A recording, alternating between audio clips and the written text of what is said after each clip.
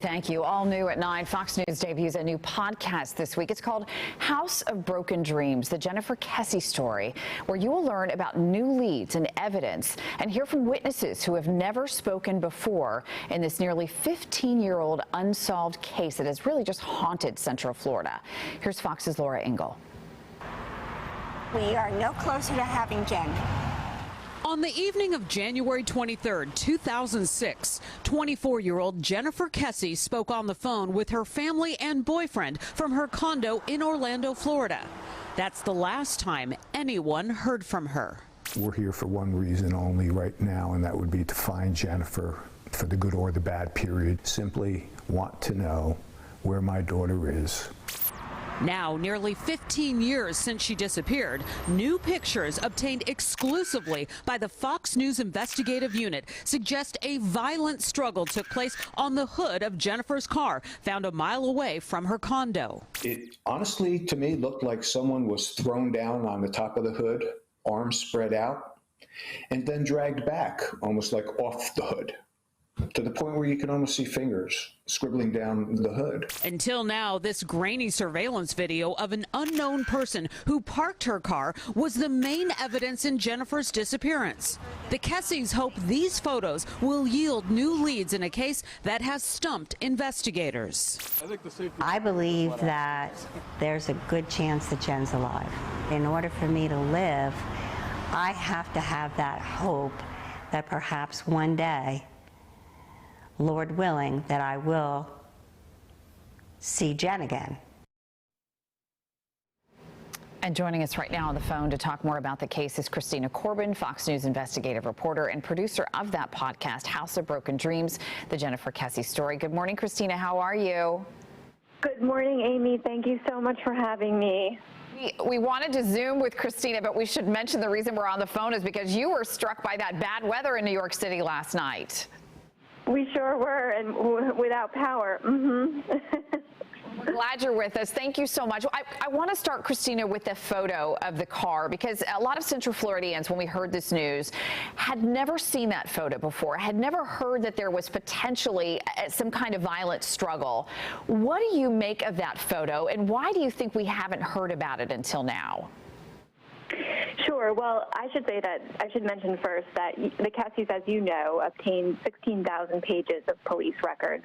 I was able to examine excerpts of those records, and I saw this photo. Actually, there were several photos of the hood of Jennifer's car where you can see on the front hood the markings suggest that there was some kind of a violent struggle, possibly between Jennifer and her assailants. And what's interesting as well is that going through the police records, they actually made a note on January 26, 2006, when they found the car. They wrote in their police report that it appeared someone was shoved across the front hood of the car. So, you know, this is not new evidence. We're just hearing and learning about it for the first time. So it's very suspicious. Of course, you know, it would be speculative to say for certain what this means, but it is definitely suspicious, and we've not heard of it all these years. And Cristina, we should mention, too, that the investigators had really hoped that that car would be a trove of evidence, but they really found very little on the inside of the car. Is that right? That's right. They found very little on the inside. They found a latent print that turned out to belong to Jennifer, and they also found a rather large black boot print near the gas pedal of the car. That's something else we also discovered when we were going through the excerpts of the police records. Okay, and then you and I had this discussion earlier, but we talked about that surveillance video that came from the apartment complex where they found Jennifer's car, and it was sadly very unhelpful to investigators. So unhelpful, because as you know, Amy, in every shot that camera takes, the person's face is obscured by the black bars of the fence.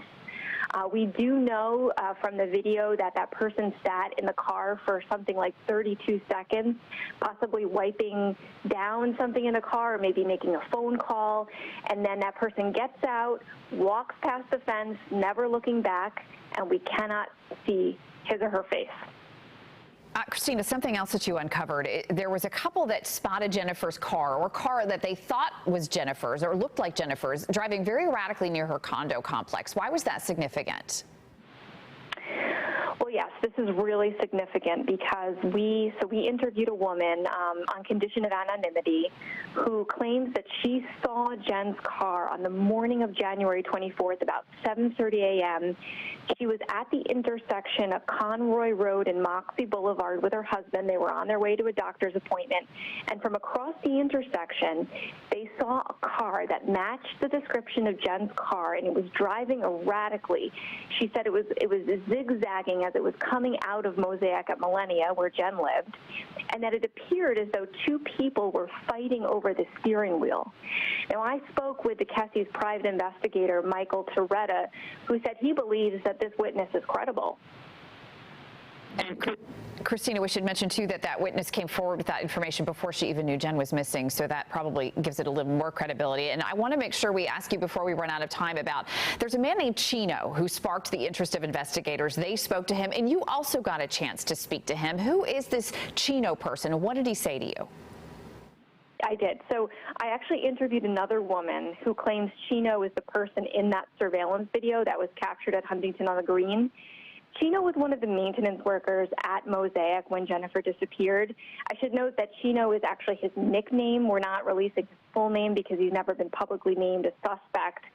But he was interviewed by police in 2008 in connection with Jennifer's disappearance.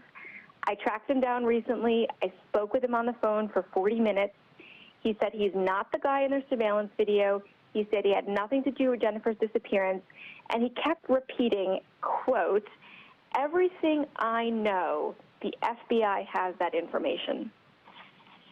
Right. Cristina Corbin, such a disturbing case. You guys did an excellent job on the podcast. Thank you so much for all of your time and effort into this case. And as always, I know the entire community appreciates the digging that reporters can do, because bringing this case back to light is so important for our community. Thank you, Amy. So much. And again, the podcast is free. You can download it. House of Broken Dreams, the Jennifer Kesse story. Thank you, Cristina. And to learn more, if you would like to watch that, you go to Apple Podcasts, foxnewspodcast.com. We also have a link to it on our website, fox35orlando.com. And then coming up in our 9:30 half hour, we'll talk live to Jennifer Kesse's dad, Drew Kesse, with the new evidence, what it means to his family as they continue their tireless search for their daughter. Danielle? Oh, absolutely fascinating.